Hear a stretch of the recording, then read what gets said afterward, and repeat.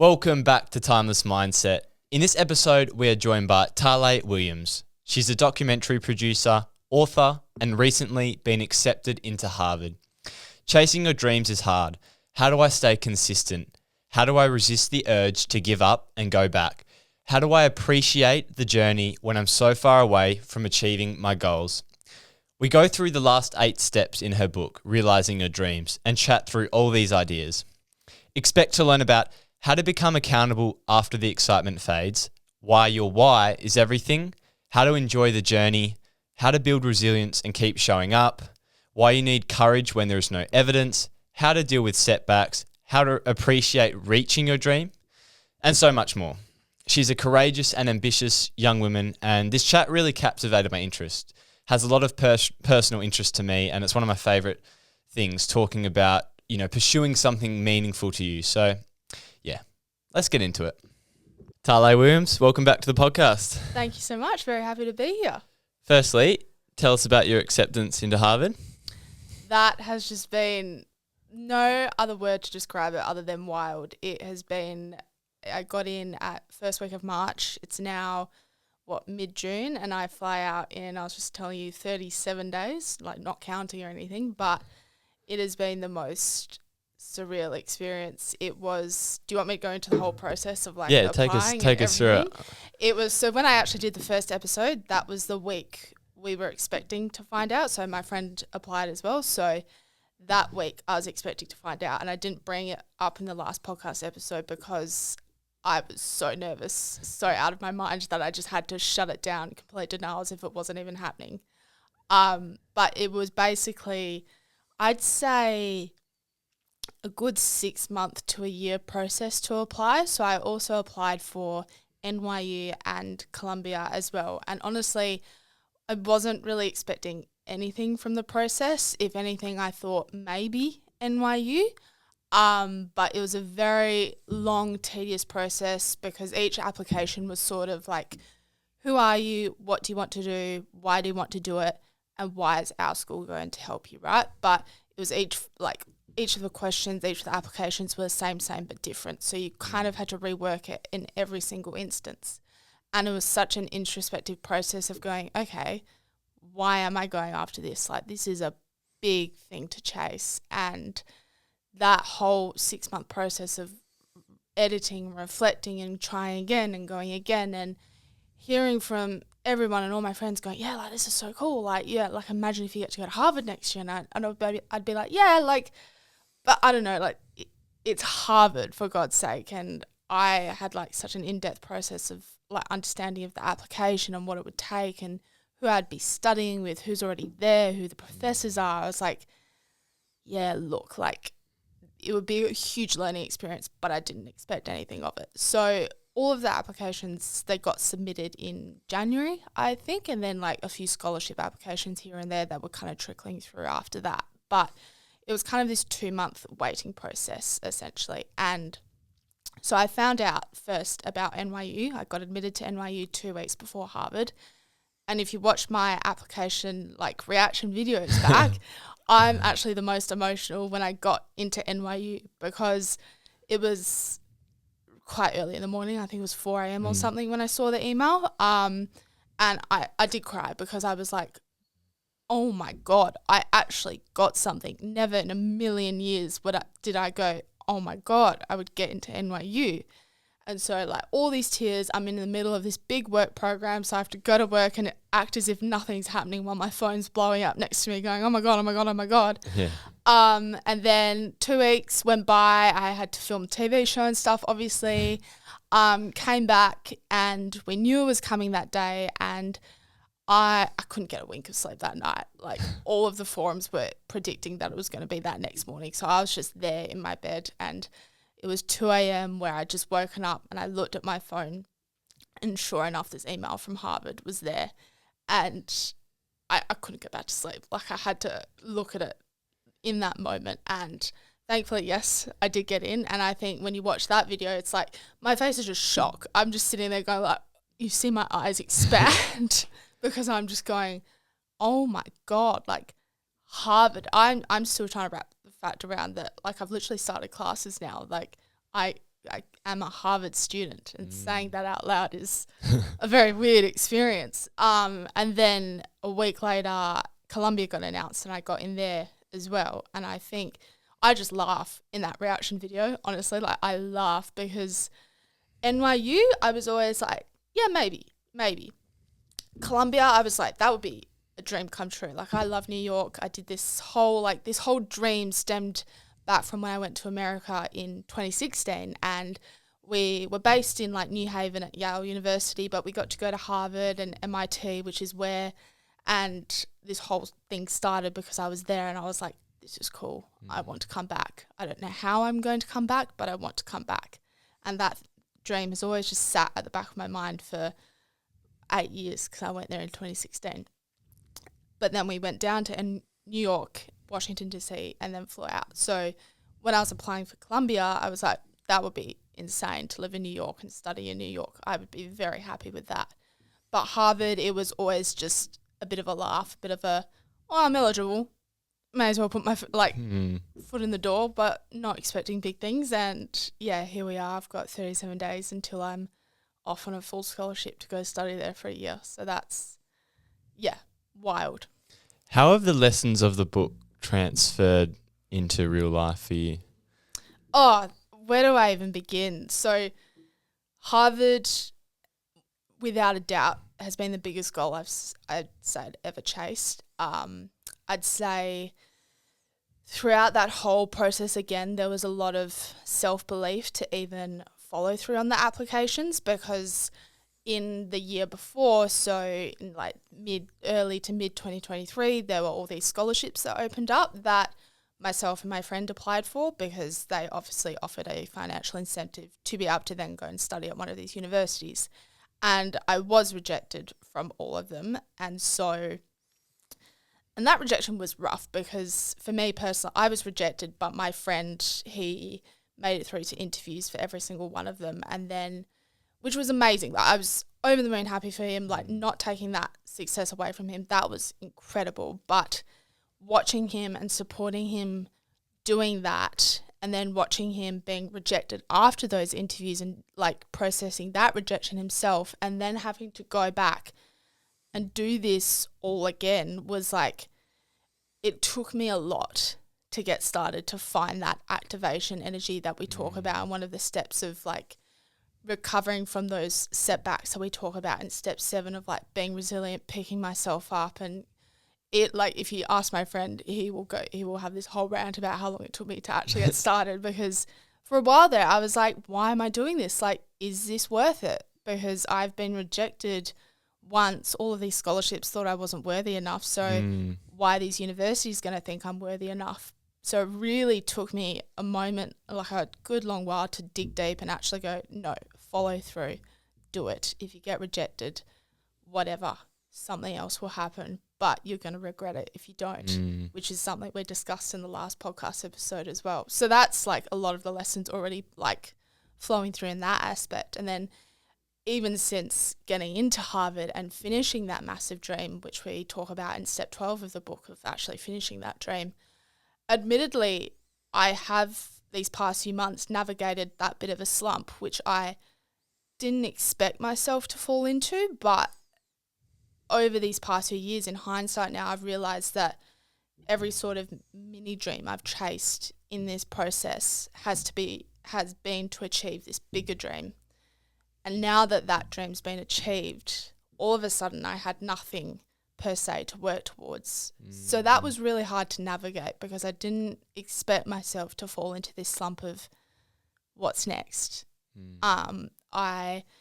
For a long while there, I was just I was very consumed in this whole actually getting myself through the admitting process. There's been so many logistics in terms of that. But when I'd take a step out of that and go, okay, well, I've done that, what's next? And that's been hard. It's been really, really hard. There are ideas starting to brew, so I'm starting to go okay, yeah, I can see how this will work. But there are still a lot of uncertainties for me, which has been hard to navigate, to trust that things will fall into place, and that even though I don't necessarily have this big overarching goal at the moment, that if I can start finding smaller goals again, I do think I will find a bigger goal to chase, because that's just who I am by nature. I chase goals because that's what makes me happy. I love to do what I love that. Like I'm a goal orientated person.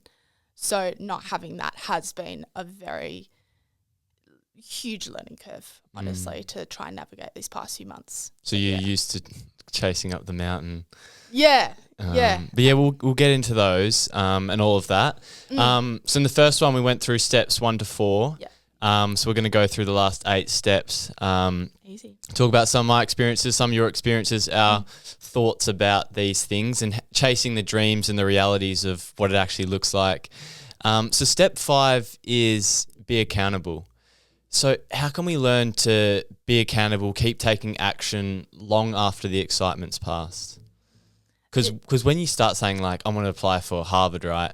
It's such an exciting idea. Like you get you buy into this idea in your head and then time starts to tick away and I guess the excitement starts to wear down and all that. So how do you sort of continue showing up and taking the steps required?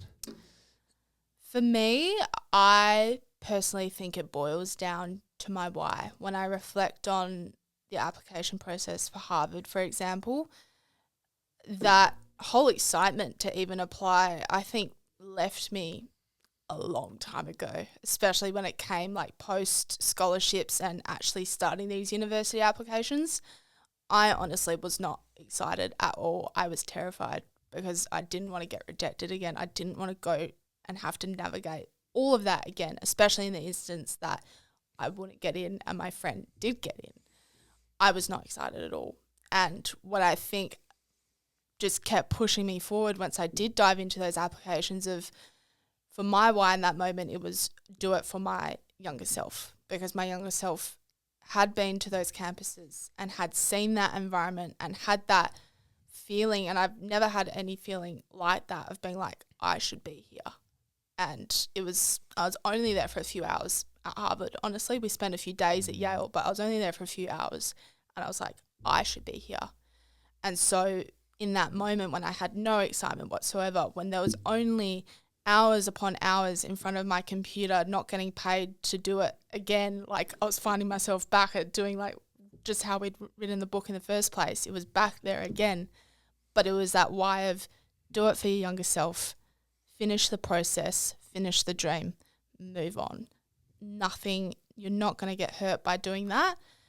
If you get rejected, that's just the next thing you have to deal with. But for me, it was very much your why. I can't remember exactly what we talked about in the book, but for me personally, when I talk about being accountable, it's talking about why did you start this dream in the first place? And that is what you hold yourself to on those days that you don't want to get up and, go to footy training, or you don't want to go and write that next chapter in your thesis. It's why did you start this? That's what's going to keep you going. What tools do you use? Because I feel like whenever I have a goal in mind and inevitable obstacles come along the way, it's so easy to buy into the negative self-talk and the fears.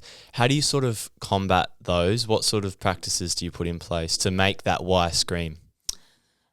Oh, yeah, negative self-talk, that is like sitting right there next to me. It's something I constantly have to navigate. But for me, it's taking little steps is better than taking no steps at all, right? So especially in those early stages of starting those applications, rather than attacking the whole application, for example, I went and got my recommendation letters done, because I didn't necessarily have to do work for that, but that was still a step towards that goal of submitting that application. So it's taking those small steps forward. So if you don't want to go to training, for example, go for an hour walk instead, move your body. It's doing the 1%ers is better than taking no steps at all, because then you can do that 1%, you can come back and you go, okay, I've made some progress today. And that actually feels pretty good that you got yourself further than when you woke up this morning. Take us through more broadly with chasing our dreams, why all work is not created equally. I read a book called Essentialism, and it talks about like less but more, the principle of that, and how 1 unit of input is not always equal to 1 unit of output. And I think in our hustle mentality, society we're in, we think we have to put more in.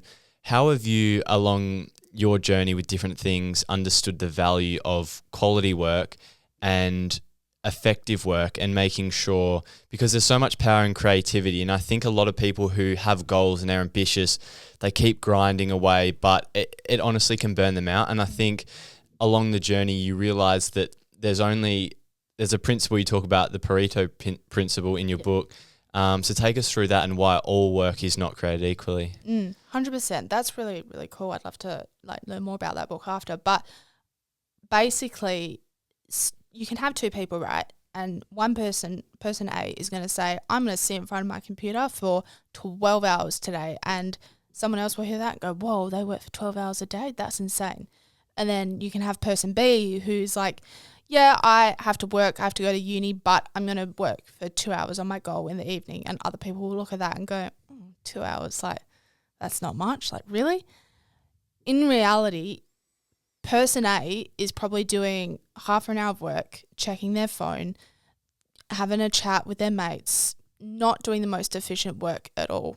Whereas person B is sitting down for those 2 hours, knowing exactly what they want to do, why they're doing it, and they're getting it done. And I think the difference between those two people, not bashing against person A, but it is a process of trial and error to figure out what the most effective work is, right? So writing the book, for example, I would sometimes sit down and be like, yep, I'm going to dedicate the whole day to the book, no distractions, no nothing. And then that was just, a complete waste of time, because there is such a overwhelm of things and work that you could do. You have to figure out what the most effective way to get those goals done is, right? So a more effective way to sit down with things, like some days with the book, I would sit down and I would just be like, yep, I'm going to go through and make comments on this chapter. That's all I'm going to do today. And then tomorrow I can go back and make those edits. And then maybe that's because that's all I had time for. That's all I had the motivation to do. But that is a far more effective use of your time than forcing yourself to sit in front of your computer for 6 hours and not let yourself go anywhere, because then eventually you're going to get distracted. You're going to come up against something that you're not sure how to go about, and then you're like, okay, let's just have a quick 5-minute scroll. That turns into 15 minutes. Or you're going to go, okay, let's go get a drink of water, for example. But it's a process of trial and error, essentially, to figure out what the most effective way is. And I think that looks different for everyone, for whatever goal you're chasing, what the most effective way to do that goal is. But I think it's a very important and necessary time that we take to figure out what those things are, so that we can be the most efficient when going about chasing our goals. I think self-awareness is massive. I know for me, whenever I'm putting time into the podcast, it's really easy to think that I'm sitting at a table, I've got my computer open,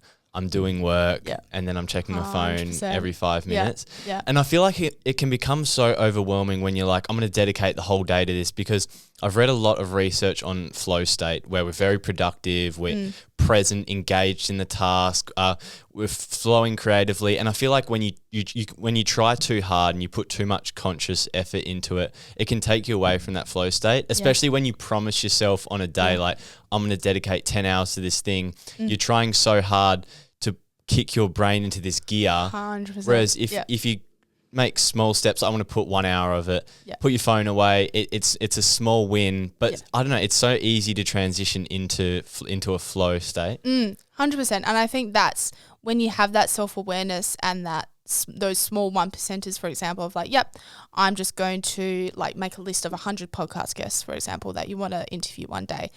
When you get into that state and you have those small goals, it's very, I personally find it a lot easier to then go, oh, this person's done this, let me research and write a bio and then write an email, and then you switch into that a lot easier. Whereas if you lock yourself into this space and go, okay, I'm going to get this done no matter what, you're not giving yourself the flexibility to explore and experiment with the best and most effective ways to do things. And I think that's very, I sound the exact same like that. When I get into those flow states and those creative states is when I've just not put that pressure on myself to be like, I must get this done today. It's those moments when I've said, okay, I know how I'm feeling right now, so I know I'm only going to give this, and that's when I give my better work. So it's very much a self-awareness in that regard.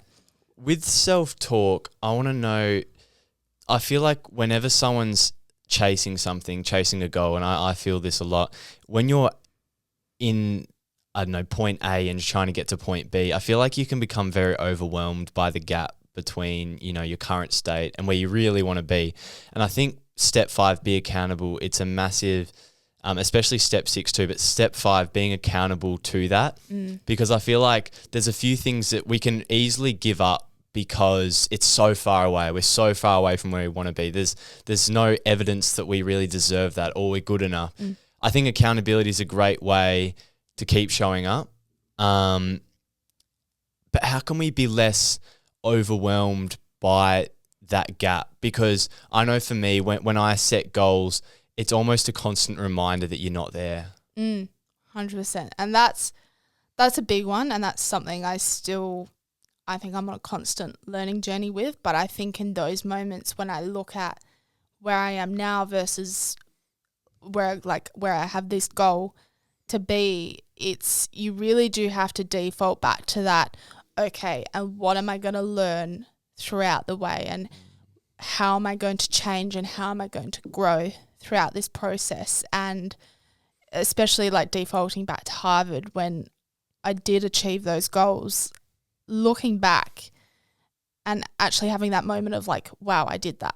Like, I now know that I'm capable of that. So when you find yourself in those ruts, like, it's trusting that you are growing and you are becoming a better person along the way, and that person that you desire to be for yourself. And even though you haven't reached it, that process is so worthwhile and so worth going along for the ride, I reckon. Step 6, enjoy the journey, which is what we're talking about. And I think when we undertake that journey from point A to point B and we're chasing these goals, it's so easy to become consumed by the goal itself. Yeah. But the goal itself often isn't really what we end up looking back on the journey and appreciating most about it. You know what I mean? Like, you might look to getting into Harvard, or I might look to a podcast having this many followers, whatever. But in 10, 20, 30 years time, or even a few months after it, that when you achieve a goal, it's often, you know, the journey and the little parts of growth along that way, which you appreciate so much.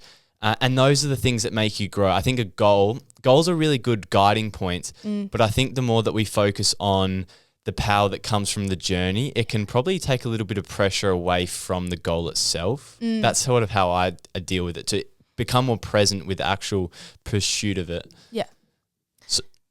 So no, step 6, the journey and enjoying the journey it's one of my favorite steps, because it's something I learnt when I was really young. Actually, it was from performing arts, and our main dance teacher growing up, she was an absolute drill sergeant. She treated us like professionals, and she expected professional work on stage. And, you know, she'd be the type of person, she would hold us back late in rehearsals. Like, I'm seeing TikToks from girls from the school now, like, complaining about leaving at 5:30, and then all of us in performing arts are like, we got out at 6:30 on a good day, like, calm down.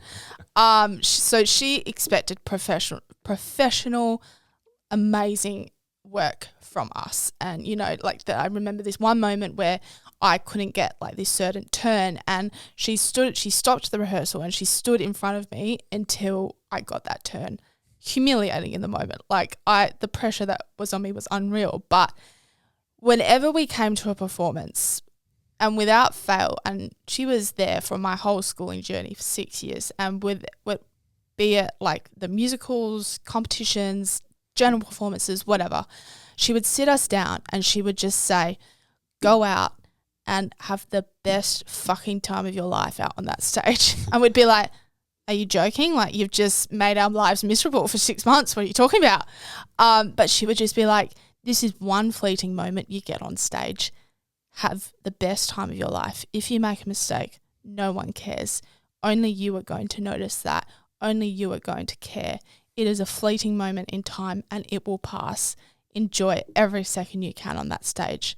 And we were confused about it earlier on, but as we got older, we started to realize that, yeah, she is right. Like, this is a fleeting moment. Like, even when I was 18, we had this performance and I stacked it on a front row, front and center in the stage. Like, I was like died inside, and I ran back to her crying afterwards. I was like, I'm so sorry. Like, and she was like, I didn't even notice. Calm down. And like, we have one more performance of this routine left in like 2 weeks' time. Nail it. Have the best time of your life. And I did. So where this whole step comes from is the fact that goals, when you achieve them, are very much fleeting moments in time. Like, you know, when I got accepted to Harvard, it was reading an email at 2 a.m. Like, when you hit certain milestones for your podcast, for example, you see it and then you keep growing. Like, that's just the way of life. Like, goals are fleeting milestones. So if you can't enjoy that process in the lead up to it, then what on earth are you doing, honestly? Like, and it is a mindset, and it is a way you do have to force yourself to look at it. But if I look back on my performing arts experience now, I have nothing but love for it. It made me the person I am today. Like, between everything I learnt from that dance teacher, her son, who was my drama teacher, it was the best time of my life, 100%. And I see everything I learnt from that and that time, and I'm so grateful for all of it. So when you chase those goals, you really have to sit in this and be like, okay, this is such a unique experience to be building a podcast, to be applying for one of the best universities in the world, to writing my master's thesis, like whatever it is such a unique position that you're in, and learn to live it up and enjoy every second, because when you have that goal, it's going to pass by and all of a sudden you default back to reality. I think the problem stems from the fact that we promise ourselves certain things if we achieve certain goals. You know what I mean? Like, I think a lot of people's goals are built inauthentically. Yeah. Which means that there's a constant obsession with achieving the goal, because the whole reason they keep showing up to attack this goal is because they've promised themselves something. Often it stems from an insecurity or a fear they have. So that's why I think part of enjoying the journey, like if you're not enjoying the journey, it's so important to reflect on every single little bit of the journey, like your day to day. Like, if you're not excited for your day to day, that doesn't mean it's not going to be easy all the time. Yeah. But there has to be some enjoyment along the way. Or I feel like the brain becomes accustomed to how you operate. So if you're so used to being in an anxious state, constantly putting off your happiness until you achieve things, it's really, really hard to break that cycle. Yeah. So if you aren't enjoying the journey and you find yourself constantly promising yourself happiness if you achieve certain milestones, then I feel like they call it hedonic adaptation, where your goalposts are constantly shifting. Like, if you promised all your happiness until you got into Harvard, and then it's going to be like when I get certain grades in Harvard, when I have this career after Harvard, you know what I mean? Like, your mind is constantly going to be adapting because it's in that lacking mindset. Yeah. How can we fix this? The most powerful thing ever, gratefulness. Take us through that. Gratefulness. This is something I've been practicing a lot this year. I can't remember if I mentioned it in the other podcast, but this year, one of my goals, well, not even a goal, just a habit I wanted to set, was to make a note of one thing I've been grateful for each day. And it doesn't have to be much, but I've made it a really good habit now. I'm really consistent with it, which I'm like patting myself on the back for. But each night I would just take out my journal and I'll go grateful for whatever it may be. And sometimes it may literally just be getting through the day, because sometimes, you know, you do have those days where you're like, oh my God, just get me to tomorrow. I'm done. Like, and that's all right. Like, that's a part of the process. But gratitude is so important because it helps you to appreciate what you do have in this moment. And I think when you talk about people who set goals for inauthentic reasons and they aren't enjoying the moment and they're constantly adapting their mindset and shifting their goal to that I'll be happy when mentality, it's defaulting back to like, why are you doing this then? Is this the right goal for you? Because when you have a crisp and clear understanding of why you're chasing something, on those shitty days when you don't want to do anything, and on those best days ever, you can still have that grateful and like gratitude mentality of, yeah, but this small thing happened and that's awesome. And then you get to the next day of, oh, and I got to see this person, and that's great. And yeah, when you have that understanding, you take the highs and with the lows, and you appreciate what you have in this moment because you trust that it's building you towards this higher purpose that you're going towards without taking away from where you are in that moment. The problem is when we need gratefulness the most and we need that resilient mindset, it's often, when the friction's the highest, when we've had a setback, when we've had a failure, no one's going to, I'm not going to have an episode that bombs, or you might get rejected and you're going to be like, oh, this was meant to happen. Like this is destiny. I think an important thing, almost a coping mechanism sometimes for that, there's two parts. One is the self-acceptance piece, actually letting yourself feel the disappointment, feel that. But another really good way is it makes a better story. And you can future cast that. Start to visualize this is only going to make me stronger. And I feel like it does take a certain type of mindset to get into that, you know what I mean? But when you do have that mindset, for me, it's like, okay, this podcast hasn't met my expectations with growth. But when at episode 300, 400, when I've got the followers and stuff and the growth, doesn't that make the story better? So much doesn't better. Doesn't it just infinitely better? 100%. So to see that the work and the sweat and the blood and tears and everything you put into it in the days when it was shit, in the days when you're going, why on earth am I doing this? When you know why you're doing it, but it's like, is this worth it? Like I'm putting so much effort and I'm seeing no reward. Like the days when it was shit makes the days when it's fantastic that much better. And that's a big thing why I keep pushing through whatever I'm going through, because knowing that I got through those times makes the successes even better. 100%.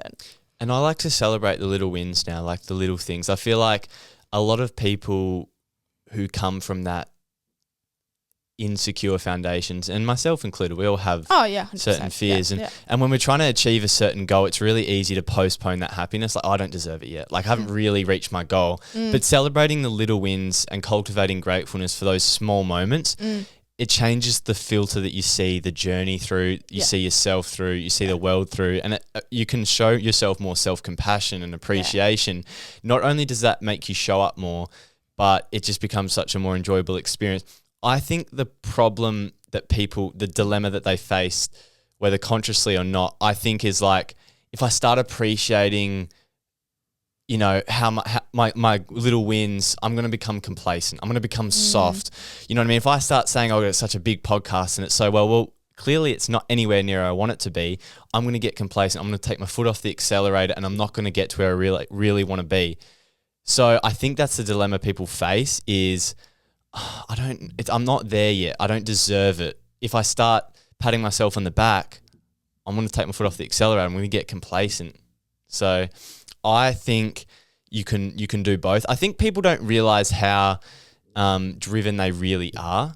So I think people think that as soon as they start showing themselves some appreciation, they're gonna get complacent. They're gonna get even I fall into that trap where I'm like, am I getting complacent?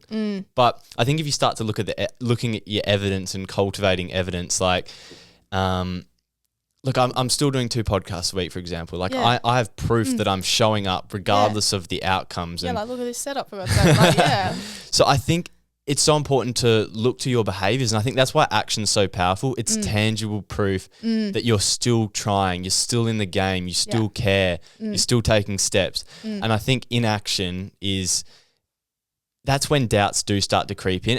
And there's a lot of psychology studies which show progress is the most motivating thing for humans. Like when you see progress, when you see heaps of followers, or you see a good episode with heaps of listens, or good something big and tangible that you see growth, that's what really inspires motivation. But you do need that discipline to keep going. So let's get into step 7, which is be resilient, because on anyone's journey, regardless what it looks like, there's going to be setbacks. It's not going to be smooth. It's not going to be linear. There's going to be times where you're doubting yourself. A paradox is, though, with resilience and showing up is we build resilience when we use it, but when you need it the most, you have it the least. Yeah. So you know what I mean? Like early on is the hardest. You don't have proof that, you can keep going. Can keep going. That's when so true. But that's when you build it. So it's really hard concept to grasp, but you need to understand that the thing you're scared of the most is what's going to build that thing that you're craving. That foundation, 100%. I've never thought about resilience in terms of that aspect, and that's just, blown my mind. Resilience, I'm actually drawing a complete blank at the moment. Well, I feel like when I'll make it personal. So when I started the podcast, for example, right, and I think I wasn't equipped to deal with my expectations not being met. You know what I mean? Like I started the podcast, you don't have anything to draw back on. I'm thinking sky's the limit. You know what I mean? Like 50 episodes, I'm going to have this many followers, and you start promising yourself those things. And when you inevitably don't reach those lofty expectations and things don't transpire as smoothly as you think, and there are hard lessons, that's when you want to give up. That's when you start doubting, you're thinking, what am I doing? And that's where you need to draw on resilience for that specific pursuit of podcasting. But that's when I have the least amount of, resilience built within podcasting, because I haven't proven to myself that I can keep showing up. You know what I mean? I've only done X amount of episodes. Yeah. I think when people start early, there's no proof. There's nothing saying, keep going, keep going. That's why when we talk about having a strong why, that is so pivotal. And something about resilience I really love is it's more transferable than you think. Like, you don't need to do a specific thing to have that transfer. So I don't have to do podcasting to prove that. Like it can be other aspects of my life, whether it's my diet, whether it's ice bath, whether it's exercise, and that resilience, that strong mindset transfers to new pursuits. Yeah.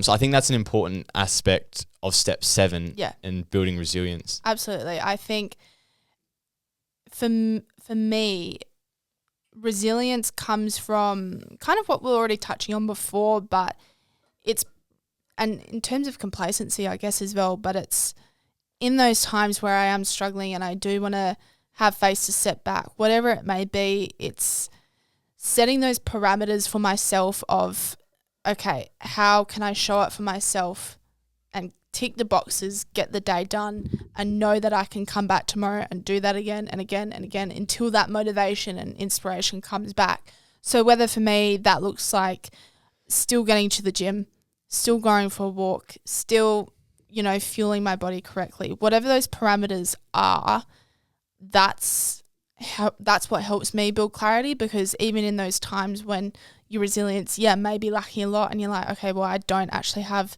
the progress and the evidence to tell me that I can keep going and that it will be worth it. It comes back to okay, why am I doing this? I'm clear and I'm have that solid understanding of why I want to pursue this. Then, okay, how can you tick the boxes today to get the day done, make that 1% progress forward, and then tomorrow you can come back and do 1.5%. Day after that, it's 2%, and then you build back up from there.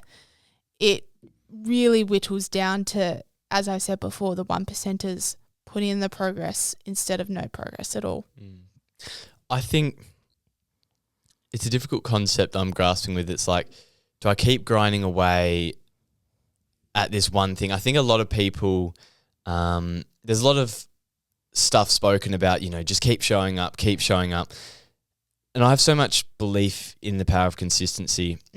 But how do you balance consistency with innovation? And, I've taken 100 steps and it hasn't really got me far. And then you change one thing and suddenly you get there. So it's like that healthy blend of keeping the core of what you're doing the same, but healthy experimentation. Because I think some people are so hardened to discomfort and pain that, and probably myself included, you just keep showing up. Just keep doing podcast after podcast, but taking a step back, taking a pause for a second. I don't do this enough. And it's like, take a bird's eye view of everything you're doing. Start to see, okay, what has sort of worked? What do people want? What do I like talking about? Where's some value here? Yeah. And I think we get so seduced into just showing up and taking action. And often action has been the antidote to any anxiety I felt. But sometimes that's just relieving this inner voice.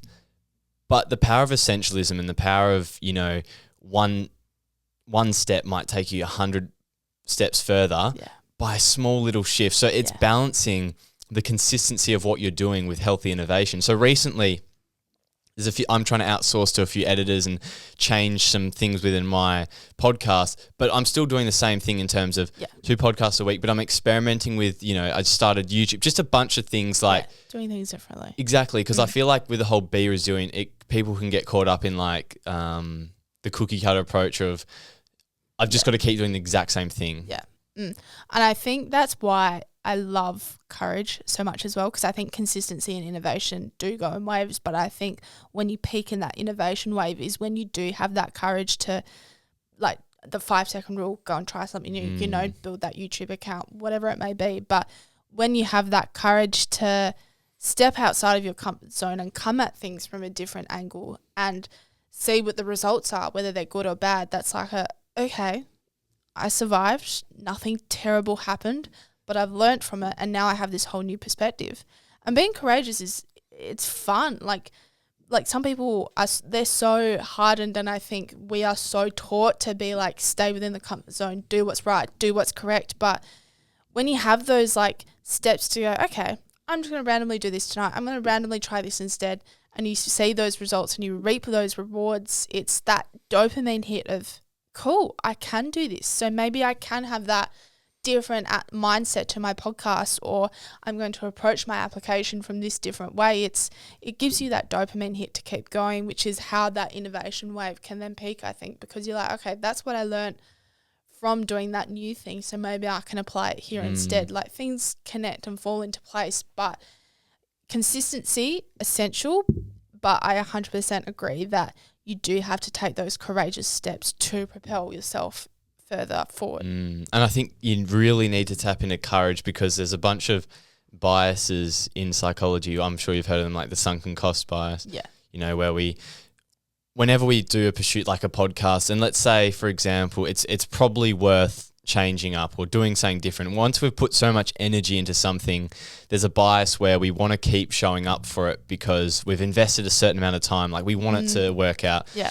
So it's like you've got to take that healthy step back and think, should I keep going? I feel like that is a really fine balance of listening to those doubts, or, you know, that's where leaning on other people is important and getting outside perspective, because sometimes you can get all consumed by the journey itself that you're so emotionally involved that you're not objective enough. And sometimes I've outsourced to people for their perspectives, and I'm like, oh, so refreshing. Like, I'm too hard on myself, or, you know what I mean? Like I'm getting too caught up in this one idea. Yeah, so maybe I should change that instead. Like, it won't be the end of the world. Exactly. And another bias is the status quo bias that we talked about. So there's a bias to just do things the way that they've always been. And I read that book, Essentialism. It was pretty funny.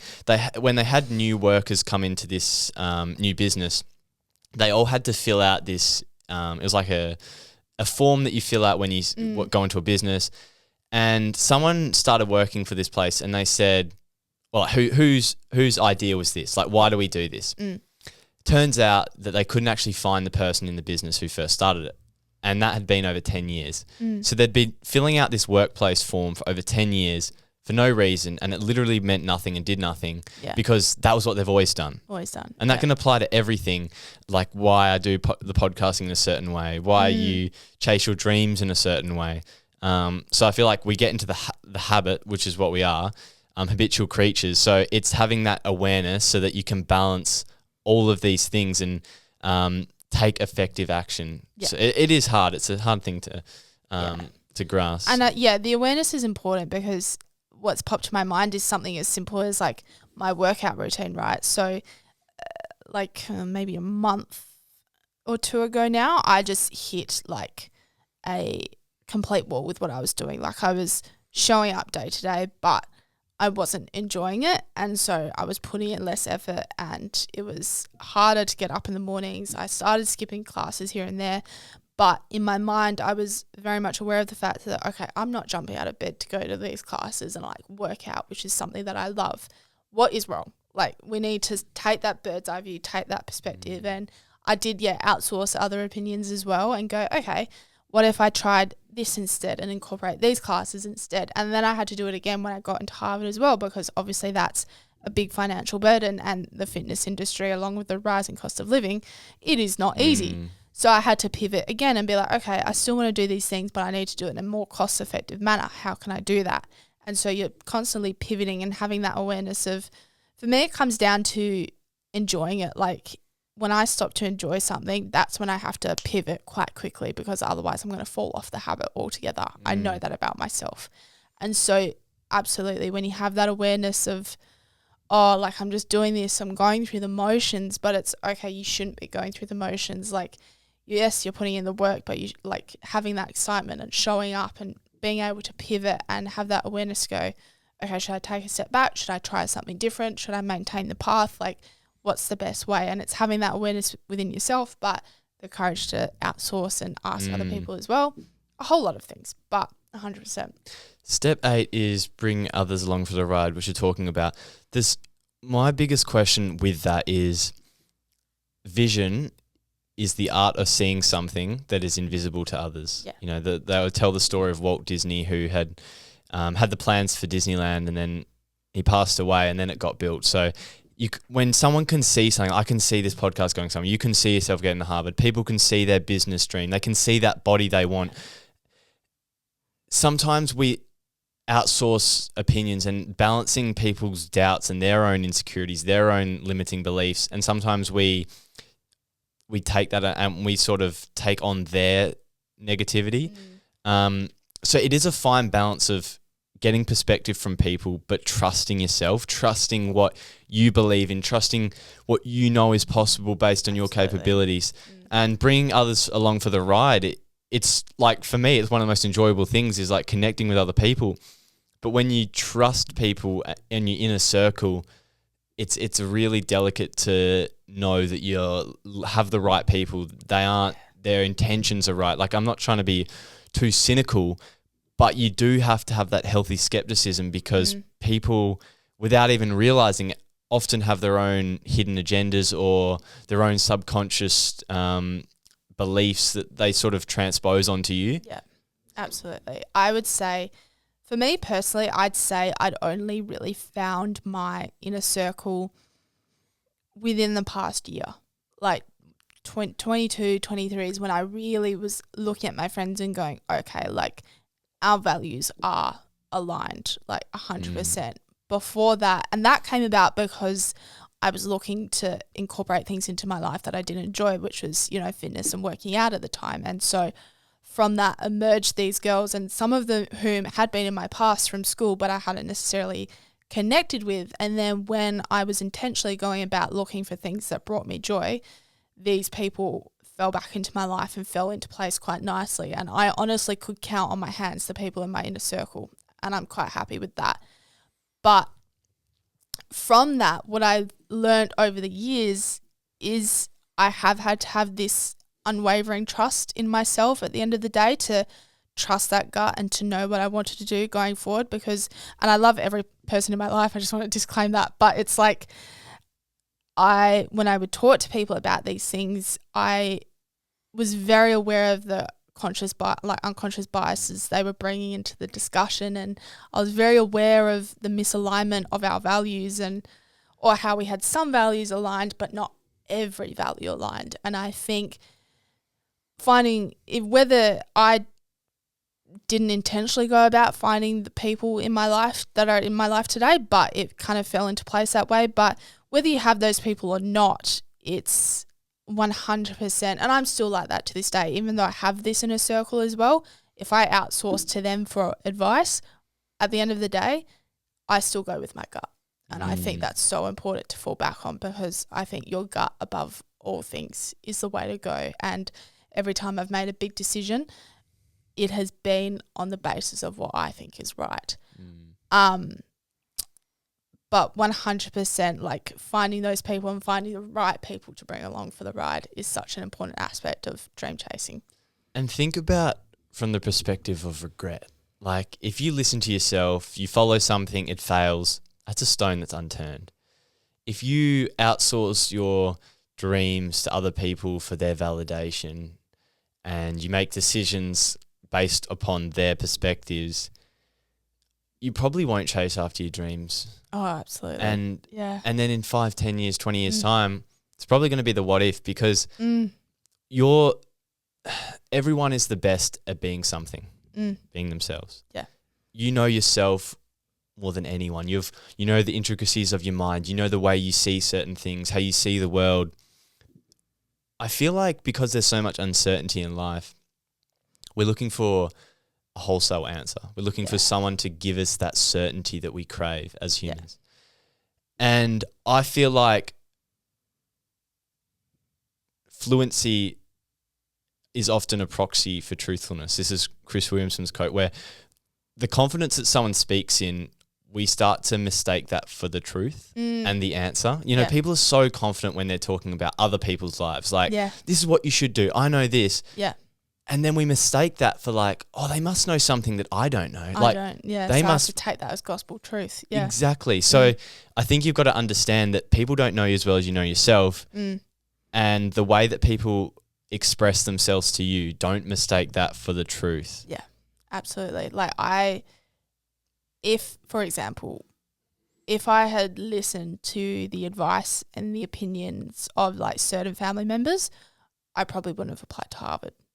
But at the end of the day, because I know them so well and because I know myself even better, I still went ahead anyway because I trusted the fact that I wanted to put that application in, and in the case that I did get in, which I did, I would find the way to go. I trusted that. So if I listened to that white noise of, oh, but how are you going to afford it? Oh, but why are you going to go? Oh, but what are you going to do for a job? All of that white noise, if I had trusted that and been like, oh, okay, yeah, like they're my family, like they're my parents and my grandparents, like they obviously like have been on this earth longer, they know more things than I do. It's like if I'd succumbed to that, I would have lived with that what if for the rest of my life. And as I said, my why for this whole process was to do it for my 16-year-old self. In my eyes, I would have failed my 16-year-old self if I had listened to them. So I'm so glad I didn't. Love them, but it's trusting that gut and trusting that intuition that you know yourself better than anyone, because that's correct. You do know yourself better than anyone, and that takes a while to accept. But when you learn that and you understand that and use that to your advantage, amazing things can happen. Step 9, learn from your failures. How do we turn mistakes and setbacks into growing opportunities? This is similar to the resilience piece, where I feel like it's really hard in the moment where you need to call on whether it's courage or an ability to see a positive and a negative. When you need that the most, that's when it's, you know, you're least motivated to do that. You feel like you catastrophize the situation. Oh, this was of course it was going to happen. I was never good enough.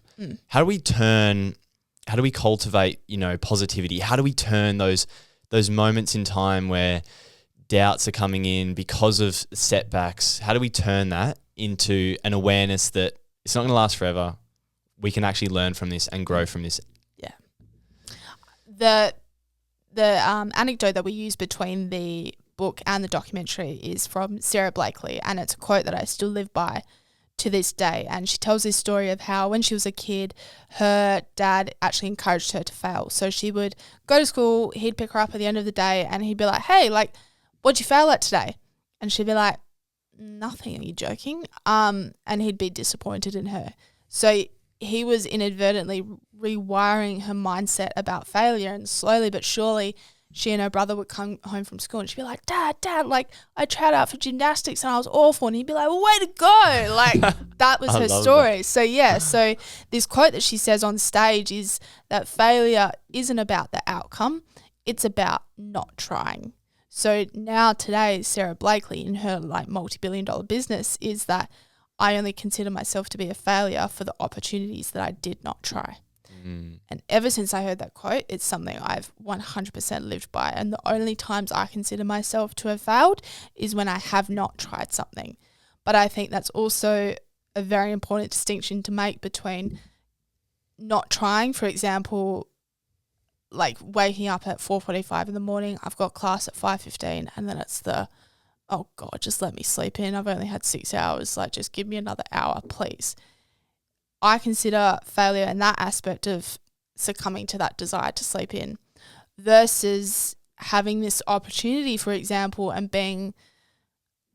deciding to turn it down because you have that self-awareness to be like, that's not right for me in this moment, and I would rather put my energy towards this. So I think that's a really important decision to make. But drawing back to pushing through setbacks and overcoming obstacles, if you tried something, high five, pat on the back, that's amazing, because you've learnt so much, and it's something so cheesy and something you hear all the bloody time, which is why it's hard to take on board, but it's so true, because if you don't try something and put yourself in those uncomfortable positions where you do inadvertently fail, whether that be, I don't know, like not kick a goal or like do really bad somewhere, like if you don't put yourself in those circumstances, you're never going to grow as a person. Whereas if you are seeking out failure, or you do come across circumstances where you failed, when you take that time to purposely reflect and see how you can improve and what that lesson has taught you, it's so worthwhile and it's so magical, honestly. And I use this really funny example because it was 2 years ago now, where I randomly just had this urge to try a trampolining class. I don't know why, don't know how, but I did. And I did trampolining classes for about 6 weeks. I was god awful. Like, I have the dance skills and the flexibility and whatever, but put me on a trampoline and all of a sudden, like, gravity's no object and you're like flying up and down. But so I looked like an absolute fool, but for 6 weeks I did that. And now I can sit here today and be like, I love to fail. I seek out failure when I can, because I can look at that experience and be like, okay, I had the courage to put myself in that unfamiliar environment. I sucked, but I learnt that I do have the courage and the ability to come back from that failure and to be in those uncomfortable positions for like weeks at a time and still push forward. So 100%, failure is not about the outcome. It's about not trying. The thing about fear of failure and why it's so debilitating is you don't realize how capable you are because you're so stagnant because of the fears that you hold. Like, I think the reason failure is important is it's great for like making you aware of your weaknesses and your strengths. But because we're so scared of our weaknesses being shown to everyone and conclusions being drawn about who we are and our worth as a person, I think that's why we're so scared to take action, take risk. But if you have the courage to embrace that, you can see where you're at. And then not only that, you're going to grow so much from like the learning opportunities. But I think a lot of people are a lot smarter, a lot further ahead than they realize they are. Absolutely. Because we all know ourselves better than we know anyone else, but we all are our harshest critics and our worst critics. And we will be the first person to jump on ourselves and say, you didn't do that good enough. You need to improve. You're doing this, but that person is doing it 10 times better. So that's why failure can be scary, because when you are in those uncomfortable positions, you're going to be the first person to be like, oh God, what do I do next? But when you have that ability and you purposely develop this hindsight to be like, okay, well, what have I learned from that? You do also see that everyone else around you, they don't really care that much. It comes back to that spotlight effect from step one, but it's like, bigger picture, you've failed in this moment, but everyone is so busy doing their thing, it doesn't matter. It's much more powerful rather than sitting in that failure to be like, how can I grow from it? What's a healthy amount of grief and wallowing and spending time at it with our setbacks and absorbing it, reflecting, being like that emotionally being accepting of it and not distracting ourselves, numbing ourselves? What's the healthy balance between sitting with that discomfort of not achieving our goals, not being where we want to be, having a setback, and then the rebound and taking action and learning from it? Like, I think for me, whenever I have those disempowering emotions and I'm frustrated, saying didn't meet my expectations, I think sometimes I fight in my head between, okay, let myself feel it, but move on. You know, I don't know the certain amount of acceptance and time I need to sit with it that's going to heal that. Or do I just push on? You know what I mean? It's an interesting thing to think about. It is, and it's hard because I honestly don't have the answer for you either. It's something I'm still learning, but my opinion on this is that you should absolutely not ignore the fact that it has happened. I think that is honestly taking backward steps. I do think you need to sit in it, and I think sitting in it is that process of understanding what exactly has happened, why it happened, and how you're going to progress forward. And I think that time may look different for everyone. I wish I could give you a more specific time frame, but some people will be back up and at it within like the day. Others need like 2 weeks. Others, I personally need a few days, and then I'm good to go again. I've clicked back in. So I think perhaps it's coming back to that self-awareness. This just coming to the top of my head, but it's understanding the time that you need to take to process that setback in order to keep progressing forward. Because if you don't acknowledge that setback and you still push forward anyway, it's going to rear its ugly head later down the track. You're much better off confronting it face on so that you can use it as momentum going forward. I think a question to ask yourself, and something I probably need to ask myself, is like, what do I stand to gain from sitting longer in this emotion? 100%. And I think that's what motivates me to get back on track, is when I am having those down days. After a while, I'm like, okay, am I gaining anything from feeling like this right now? Or do I need to like tell myself to suck it up and get on with the job? Like, there's that line. And I think that's when I click out of things like that, because you do have a lot to gain from reflecting on setbacks, but you don't have anything to gain from leaving yourself in that mindset. Step 10, push yourself. I feel like we've alluded to a lot of these concepts without. What do you find personally is the best way for you to push yourself? Parkinson's law is coming to mind, but I don't know if that's the right law for it. Anyway, when I set goals at the moment, so to keep myself on track, because there's a lot going on in my life at the moment, at the start of each month, I reflect on where I'm at and where I'd like to be by the end of the month. I have my vision board. I have a little screenshot and I write out 5 goals that I'd like to achieve for the month. And then I add it to my wallpaper on my phone, and I see it every time I tap on my phone of what goals I need to achieve, what would like to achieve by the end of this month. But when I make those goals, I have this initial idea in mind, right, of what I'd like to do. So it could be like, I obviously need to get a job when I'm at Harvard, make a bit of an income, have something else to do rather than just completely studying. So that's the goal, right? But obviously that needs to be a process. So my initial goal could be apply for 2 jobs at Harvard across the duration of the month, because it can be a process depending on what job I'm applying for.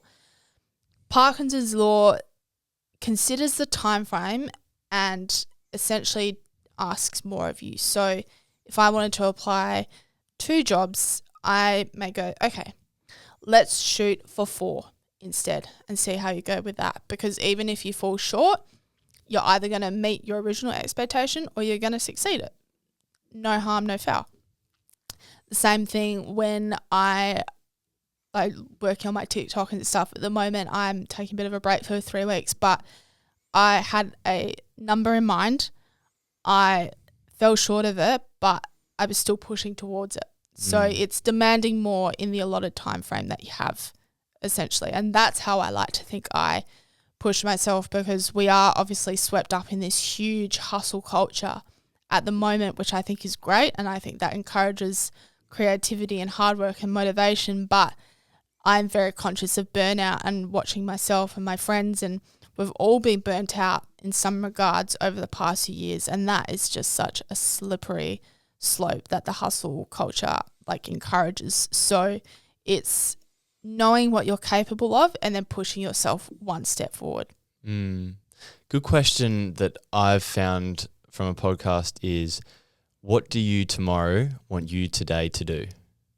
Whoa. Tongue twister. But yeah. What does you tomorrow want you today to do? So what does future you, 24 hours future you, want you to do today? It's a good mental cue to be like, oh, I'm going to be so in a better mental state if I do the things I need to do. Interesting concept that they talked about on this podcast was called productivity debt. Basically, it's like you start the day at -10 Yeah. and all you can do by ticking all the boxes, doing your to-do list, is get to zero, that neutral state where it's not joy and fulfillment from the journey. It's just relief that you ticked off today's chores, which I found interesting because I feel like I've fallen into that mindset before. You almost wake up and you're in that lacking mindset. You're not creating the life you want. You're sort of just making sure that you take the steps so that you don't fail from getting to where you want to go. Yeah. You know what I mean? Which I think is important when you push yourself. It's because you can get there, but it's like how you get there, I think people realize is so much more important when they get there, like the journey itself. 100%. A quote I love from Tony Robbins is, "Success without fulfillment is the ultimate failure." Yeah. And I think a lot of people, not only do they promise themselves things that, when they get there, it doesn't actually fulfill them. So we talk about inauthentic goal chasing, but also I think a lot of people, when they get there, they're not fulfilled because the journey itself wasn't fulfilling. So there's no amount of like end goal that could give you that, because it's those tiny moments of self-growth, those connections you make, all of that, which part of the journey. So step 10, push yourself, I think is so important, because mentally you need that resilience. You need to keep pushing yourself, because it's not for pretty much all of us. So getting to where we want to be is not going to be easy. It's going to be a long journey, and our expectations are not going to be met. Things are going to change. We're going to be having to face challenges that we can't even foresee right now. What I mean? We're gonna have to solve problems with answers that we don't have them right now, because we're gonna have to. So you can't almost. For me, I think with a podcast is staying present. I feel is important with pushing yourself, because I think for me it's like you push yourself, but then you're like, oh, for how much longer? Like this is gonna be a grind. So staying really present, ticking the little wins. What does you tomorrow want you today to do? Keeping things really in the moment, because I think the dynamics of the modern world, opportunities come up, things change. Yeah. Can't predict it. Exactly. Now, leading into step 11, which is believe in yourself. It's similar to the resilience piece, and I call it the proof paradox, because a lot of us are scared of chasing our dreams, starting, because that's when we have the least amount of proof that we're capable of that. We're deserving. That's, we're good enough. How do we build belief without evidence? Because belief, confidence comes from competence, right? Evidence that you can do a certain thing. I know for me what I do, because when I don't have proof I'm good enough, or the self-awareness that I have. But how do you think we best can build belief and take action without actual evidence that we're capable? Look, I wish I could give you the answer to this. This is probably the step I struggle the most with out of all of them. But because I do really struggle with that self-belief and that positive self-talk, I default to my why, because if I can strip all the layers away, I'm left with that. Why am I doing this? Is this worth it? And if I can justify that, that's what pushes me forward, and that's how I operate as a person. I'd actually love to throw it back on you, because I think you discussed this in your your 10 lessons learned from 100 episodes, and you touched on self-belief, right? Yeah. In one of them. What did you actually say? Because I really liked that, and I was listening to it and I was like, yeah, shit, I need to think about this in my life. I really loved that. I think when you don't have belief and you want to start, let's say you want to start a podcast, right? And you don't know if you have the skills required. We've sort of alluded to this before, but I feel like there's a few things you can do. I think one of the most important thing is you have to tap into courage, don't you? Because you don't have any proof. There's nothing showing that you're capable or you're good enough. Yeah. You don't need it. You know what I mean? Why do you need something saying that you're ready? Yeah. You're never going to be ready. There's always going to be something in your mind that's telling you you're not good enough. I think the self-awareness piece is massive, and asking yourself those hard-hitting questions like, why do I believe I don't deserve this? Why not me? Yeah. And I think the more you can actually look at that, sit with that, and I'm sure you could draw some rational conclusions, like I'm not qualified enough, I don't this. But then I look at countless stories of people who have changed their lives on a whim, following intuition, taking a risk, following their heart, listening to that voice that says, do it, like, you know what's best for you. And it's tapping into that courage. And it's so cliche now almost. And I think we become a little disconnected with it, but it's going to feel hard. It's going to feel painful to take that risk. And I think and I fall into this trap too of getting comfortable. Like, I've taken a certain amount of risk, like the payoff hasn't come yet. What's the point of it? Yep. But it's continually day after day looking for opportunities to go outside your comfort zone, to keep pushing that.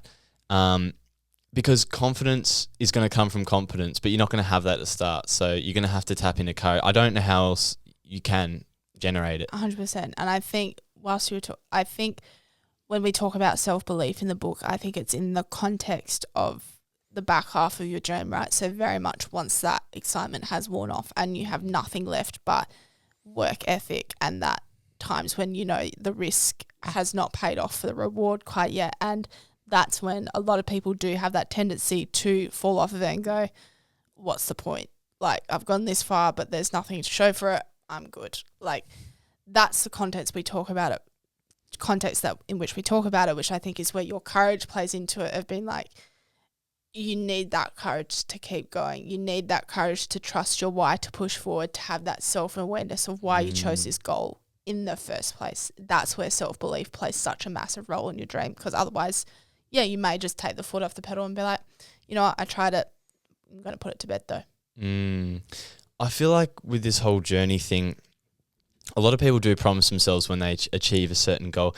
But one of the lessons I spoke about was like success can come in ways you don't imagine. And I feel like we try and solve our quote unquote problems that we have, you know, with the current level of thinking. I don't think we embrace the uncertainty enough. Like, we don't think, okay, I actually don't know what's going to happen, but I'm going to give it a try and I'm going to do the hard, uncomfortable things. I think we're so fixated on certainty, and I've been like this before. You want to map out every single little bit of the journey. Yeah. You want to know all the little dots, all the little markers. Yeah.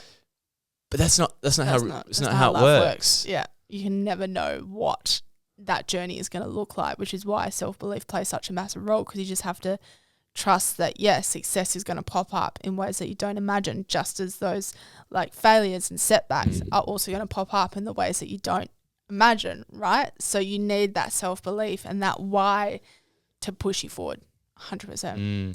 And that's why I think all this personal growth stuff that people do is so important, because you need to build those tools and that inner strength, because at the end of the day, the things you do, I think we get so absorbed into the specifics of what we're doing. Like podcasting, it's like I love podcasting, but it's more than that. Yeah. It's more than going to Harvard and studying. It's I think we overly identify with our goals. Yeah. We don't realize that.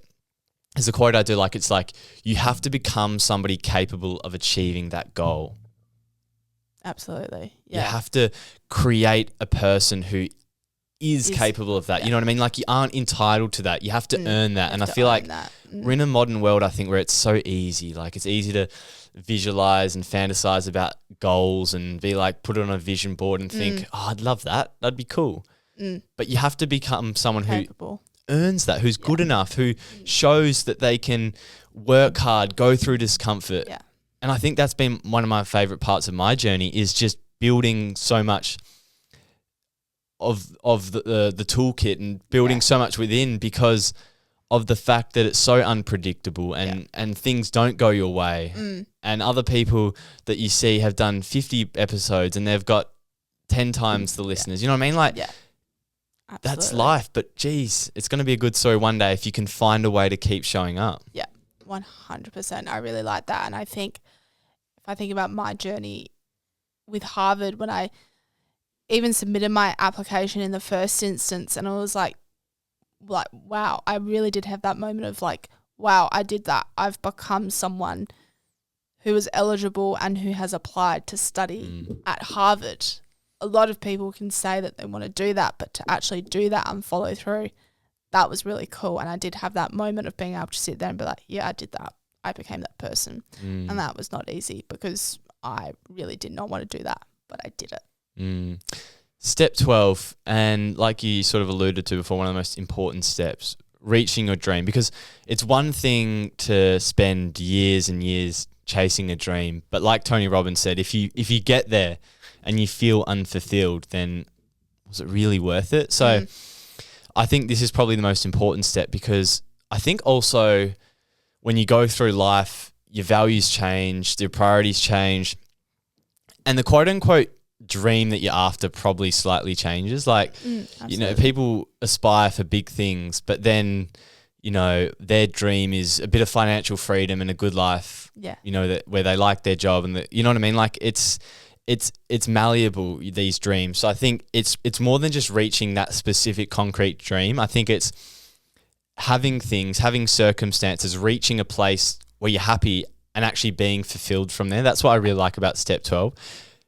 How do we spoke about gratefulness, but how else can we appreciate how far we've come, feel fulfilled from the journey, and stop thinking that we need more happiness by desiring and chasing after more things? 100%. Because I think when people finish dreams, and what we touch on in the book is that they'll either default to one of three circumstances, is that they'll either A, like taper off right at the finish in that last 5% push, B, they will take it all in and celebrate it for what it's worth, or C, they'll fall into, and we actually talk about this like NASA case study where so many people who have been to space actually develop like chronic depression and develop like alcoholism, because they've achieved this massive monumental thing of going to space, and then they've come back and hit this low because it's like, that was my only purpose and I have done that, so what on earth is next?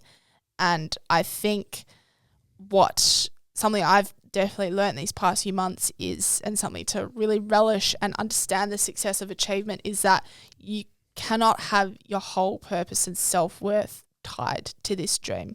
That is when the crash occurs.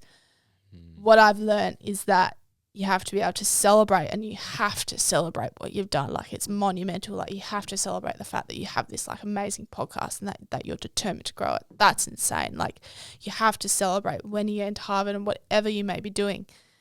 But it's not your whole identity. You have this whole life surrounding you, and you have this whole future still ahead of you. Look forward to that. Get excited by that, about what's next, and that, yes, you've achieved this monumental outcome, but what can you do now? That is so exciting, and that's what you look forward to, and that's what you understand and reassess after you've taken the time to celebrate.